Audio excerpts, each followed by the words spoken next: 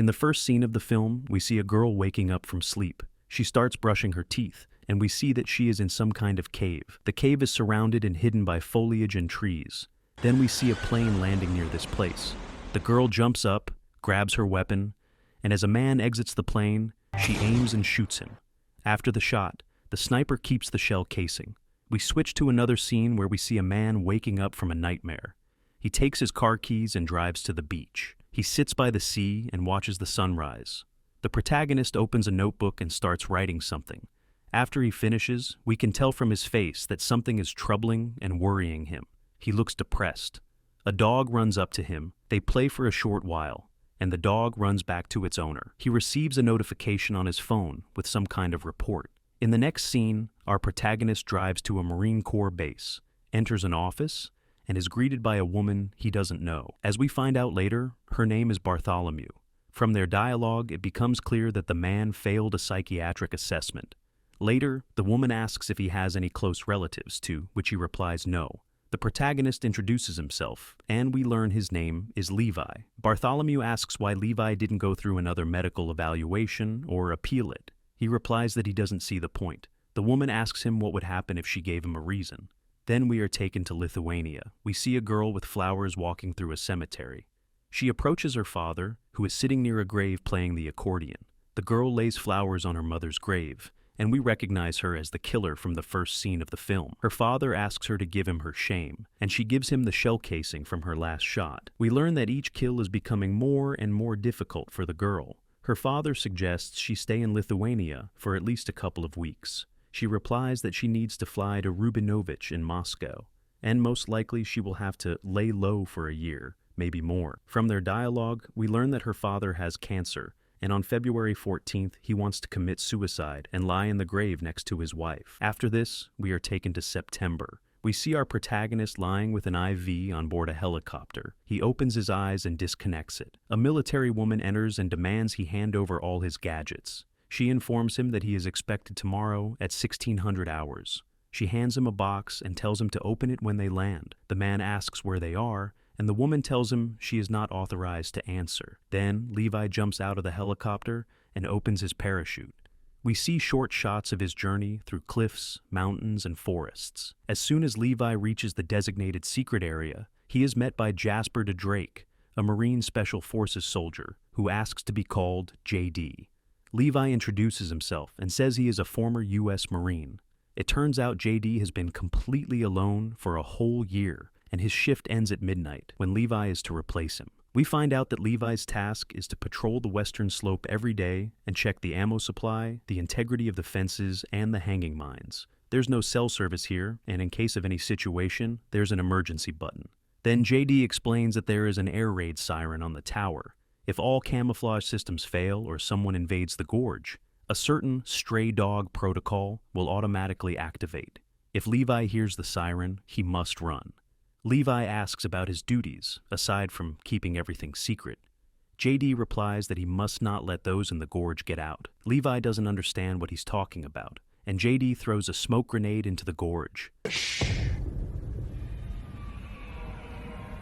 They begin to hear sounds from the gorge, but due to the thick fog, it's almost impossible to see anything. JD says that those below are called the Hollow Ones. He explains that in the late 1940s, 3 battalions, more than 2,000 men, were sent to clear the gorge. None of them came back.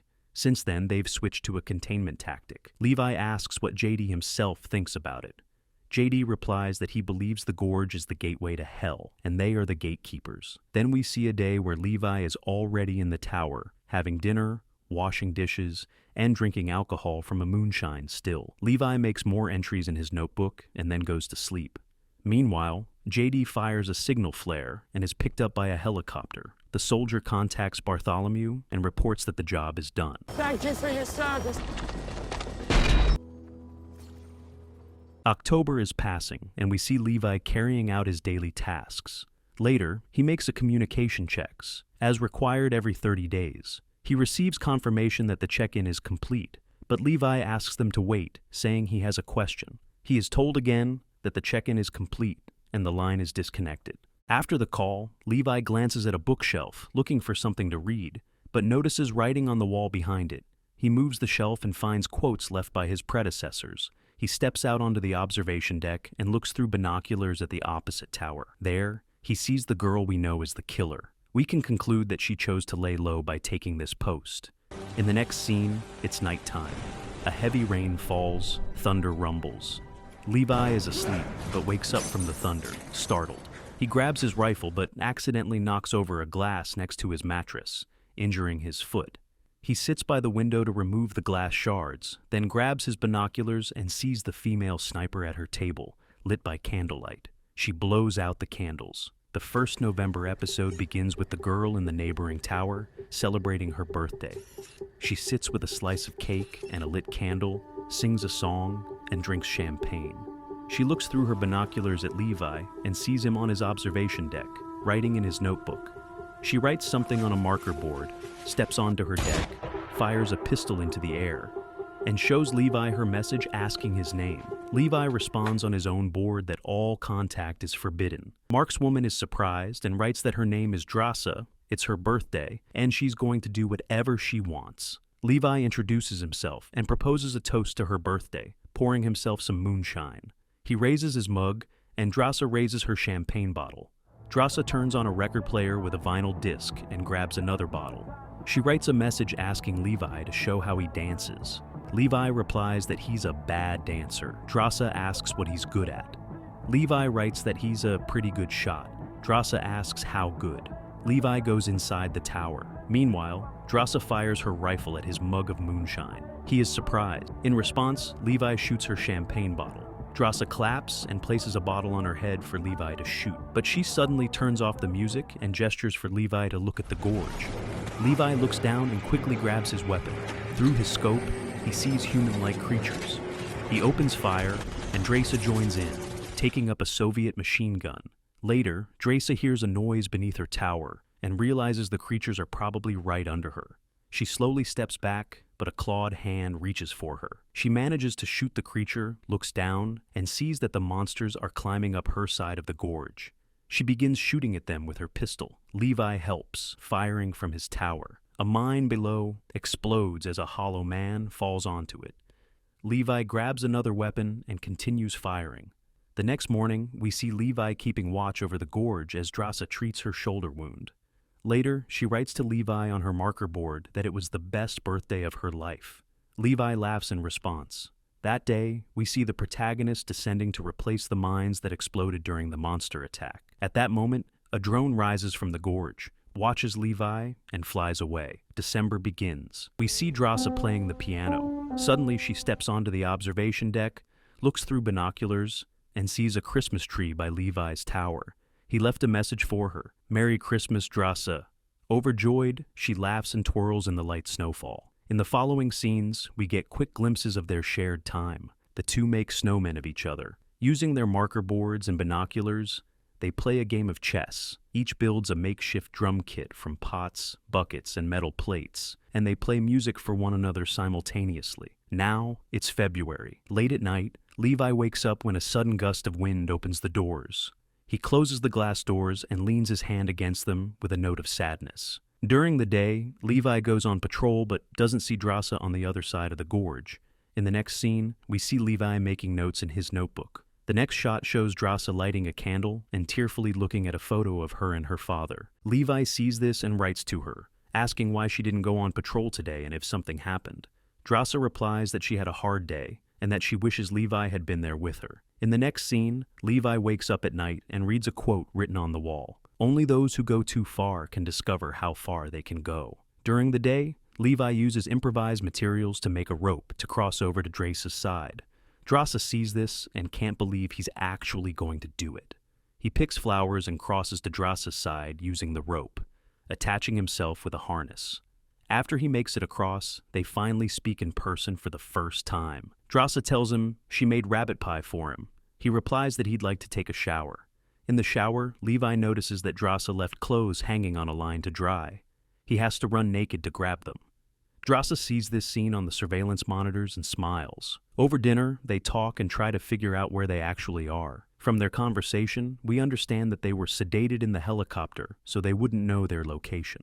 Later, Drasa and Levi are up on the roof. Drasa plays a vinyl record and begins to dance, inviting Levi to join her. During the dance, they end up on the floor and share their first kiss. Afterwards, the couple sits on the observation deck. Drasa points to Orion's belt and tells Levi about her father's death, saying he asked her to look at Orion's belt and remember him. Levi tells Drasa that he writes poetry. During their conversation, we learn that he wrote a poem dedicated to Drasa. She presses him to reveal the title. He hesitates, but finally tells her, "She brought down the night." The next morning, they say goodbye, and Levi returns to his side using the rope. But creatures try to cross behind him, setting off mines, and the rope snaps. Levi falls into the gorge. Drasa quickly straps on a parachute and jumps after him. She ends up in a powerful current, but climbs into a tree. Meanwhile, Levi is unconscious, hanging from a tree. A huge centipede crawls toward him. He starts shooting at the creature and manages to kill it, but the sludge he's fallen into tries to consume him and prevents him from escaping. Drasa finds Levi and shoots off the creature's tentacles. Then, the two continue moving forward through green fog and dry tree branches. They hear a sound and turn around. A rider on horseback charges at them. The horse attacks Levi, and the rider attacks Drasa, but they manage to fight them off. From their conversation, we learn Drasa lost the winch. It fell into the river. The cliff is 500 meters high. The couple moves to another part of the gorge. We can tell by the color of the fog, which is now blue. They see numerous skeletons tangled in dried branches. Then they come across partially ruined houses, also covered in vines. Torn flags of Britain, the USSR, and the US hang from a pole. It resembles an old abandoned village from World War II. Drasa and Levi hear monsters approaching and hide in one of the buildings. Based on the interior, it appears to be a church. There are cobwebs and human skeletons on the benches. Inside the church, they hear strange sounds and try to locate the source. Suddenly, skulls with spider legs fall from above. Drasa and Levi start shooting them, but at that moment, monsters burst into the church. Drasa blows a hole in the wall, and they escape. They come across a cliff wall with a gate. They enter and decide to barricade the door. Inside, they find a large room resembling a laboratory. Levi finds an old cassette. From this video, we learn that people are trying to prevent the toxin from escaping the gorge. The biochemical compound has fused with the DNA chains of biological organisms living in the gorge. Human DNA has merged with the DNA of plants, animals, and even insects. The protagonists conclude that if they escape quickly, they won't be infected. While searching for a way out, they enter a second room and find early 2000s computers. Drasa asks the obvious question: why wasn't the gorge bombed? Levi turns on a computer. The first message that appears reads Dark Lake, a military company. Levi concludes that the research is still ongoing. The computer also shows that the gorge is 4.2 kilometers long. They head back toward the exit. Drasa remembers she left her ammo bag near the door, but when they return, it's gone. They open the door, and Drasa throws a smoke grenade. After walking some distance from the gate, they find the backpack. As soon as Drasa picks it up, a snare tightens around her leg and drags her across the ground. It turns out to be a trap. A horse and rider appear. Drasa is discovered hanging in the air. She's being kept as food for some creature. A humanoid figure approaches and breaks a branch growing from her stomach. She seizes the moment, jumps down, and fights the creature. Levi arrives to help. Afterward, Drasa asks where they are. Levi replies that they are beneath a missile carrying a chemical warhead. He says he found the launch shaft and that it's the only way out. Levi explains that after the earthquake, the missiles began to leak and the toxin is now in the fog. They can't stay in it for long. To escape, they need to cross a bridge where creatures hang like spiders from above. One of the monsters grabs Drasa and the pair begins to fight back. After burning through the creature's webbing, they climb up and find an old Jeep from the 1940s. Levi says those Jeeps have powerful winches. They drive through the gorge searching for cable and find some. While Drasa holds off the monsters, Levi starts tightening the cable. Drasa hits the gas and the vehicle begins to ascend, but other monsters start climbing the cable and the cliff wall after them. In the car, Levi finds a sword and begins slashing the creatures. Meanwhile, Drasa finds an axe and helps. One of the monsters attacks Levi, and he grabs onto a metal bar of the vehicle. With his knife, he punctures the gas tank. Fuel spills onto the cable beneath the car. Drasa throws explosives igniting the fuel. The cable the monsters are climbing catches fire, and the vehicle explodes. But Levi manages to climb onto the hood with Drasa. They stand on a cliff ledge. Levi tells Drasa to cut the cable. In the next scene, we see the protagonists have escaped and are now sitting on the observation deck of the tower. Levi bandages Drasa's wounds. Levi tells Drasa he knows why they sent him here. The couple agrees to meet again in a week to make sure they haven't been infected. Before crossing the rope back to his side, Levi tells Drasa he loves her. In the following scene, Levi checks in via radio. He's asked for his access code, and he provides it. He is told to wait. Then Bartholomew starts speaking to him and tells him that the drone control system has been activated. She asks whether he descended into the gorge. Levi lies and says that they never went into the gorge. After the call ends, Bartholomew reviews video recordings and sees Levi and Drasa together. She tells the commander that Levi has become a threat and orders him to prepare a team for deployment in the morning. The next morning, Drasa and Levi check the perimeter and look at each other through binoculars. Drasa writes on her board that she loves him too, but they both see a helicopter approaching. Levi yells for Drasa to run. They each activate a distance measuring device. The helicopter lands, and Bartholomew steps out with 2 soldiers. Seeing the towers empty, they launch drones into the sky. One of the drones finds Levi and begins firing at him. Levi falls and injures his leg, but manages to shoot the drone down. He sees that only 3.8 kilometers remain to the end of the gorge. Bartholomew finds writings on the wall and reads one of Levi's quotes. 3 things cannot be long hidden: the sun, the moon, and the truth. At that moment, Levi and Drasa use their sniper skills to destroy all the antennas that were camouflaging the gorge. Now it's visible to all radars and satellites. A siren goes off. The gorge termination system is activated. The commander announces they have 2 minutes to take off and escape. Drasa covers the needed distance, but Levi, due to his leg injury, can't run fast. A massive explosion occurs, and Bartholomew's helicopter is caught in it. The shockwave knocks Levi off his feet, and he falls into the water below. In the next scene, we see Drasa looking at an envelope from Levi that says, "If I don't make it, open at sunset." In a cave, Drasa counts 5 days, but Levi never shows up. We move to France. Drasa is sitting by a cross on the shore and opens the letter from her beloved. It contains a poem. April arrives. Drasa is now working as a waitress in a French restaurant. She serves the guests, turns around, and sees Levi sitting at a table. She freezes upon seeing him. Levi, looking at her, lifts a napkin with the words, "There will be rabbit pie," the same pie she once made for him in the gorge. Levi stands up, and Drasa follows him, still in disbelief that he's alive. Levi is joyful and grateful to finally be reunited with her. They look at each other in awe. The final scene is their kiss and reunion.